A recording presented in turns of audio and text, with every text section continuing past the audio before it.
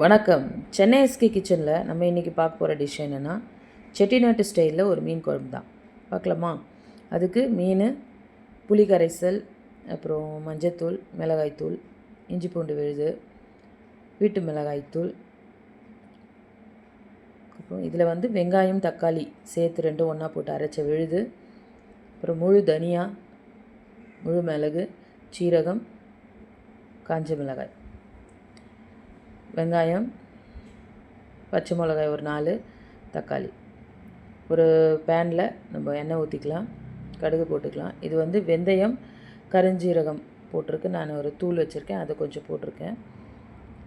வெங்காயம் நல்லா golden brown ஆகட்டும். இது நம்ம ஒரு பேனில் எல்லாத்தையும் வறுத்துக்கலாம். ஒன்றா போட்டு நல்லா வறுத்து எடுத்துக்கலாம். இந்த தனியாக நம்ம வறுக்கிறதுனால இதனுடைய ஃப்ளேவர் ரொம்ப நல்லாயிருக்கும். அதுக்கப்புறம் நம்ம இந்த இதில் தக்காளி போட்டுக்கலாம், அதை நம்ம அரைச்சி எடுத்துக்கலாம். அதுக்கப்புறம் பச்சை மிளகா, உப்பு போட்டுக்கலாம். நல்லா தக்காளி கொஞ்சம் குழைய வதங்கட்டும். அப்புறம் அந்த பேஸ்ட், வெங்காயம் தக்காளி பேஸ்ட் போட்டுக்கலாம். போட்டு நல்லா பச்சை வாசனை போகட்டும். நல்லா அதை எண்ணெயில் நல்லா வதக்கி விடுங்க. எவ்வளோ வதங்குதோ அப்போ நல்லாயிருக்கும். வீட்டு மிளகாய்த்தூள், இது ஒரு 4 ஸ்பூன் எடுத்திருக்கேன் நான். இஞ்சி பூண்டு பேஸ்ட் போட்டுக்கலாம். மஞ்சத்தூள், மிளகாய்த்தூள், அதை நீங்கள் தேவைக்கேற்ப உங்களுக்கு தெரியும், அதுக்கேற்ற மாதிரி நீங்கள் போட்டுக்கோங்க. நம்ம இந்த பவுடர், நம்ம அரைச்ச பவுடரை நம்ம இதில் போட்டுக்கலாம். அப்புறம் அதெல்லாம் வதங்கினதுக்கப்புறம் புளி கரைசல் ஊற்றிக்கலாம். நல்லா கலந்து விடுங்க. நம்ம தேவையான அளவு தண்ணி. மீன் குழம்பு கொஞ்சம் தண்ணியாக இருந்தால் ரொம்ப நல்லா தான் இருக்கும்.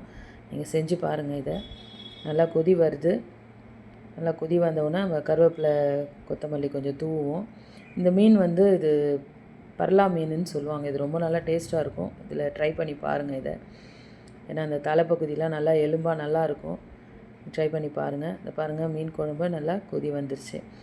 நம்மளுடைய மீன் குழம்பு ரெடி. நம்ம இந்த மீன் குழம்பை நம்ம பவுலில் சர்வ் பண்ணிட்டோம். இதை இன்னும் நாளைக்கு மறுநாள் சாப்பிட்டா ரொம்ப நல்லாயிருக்கும்.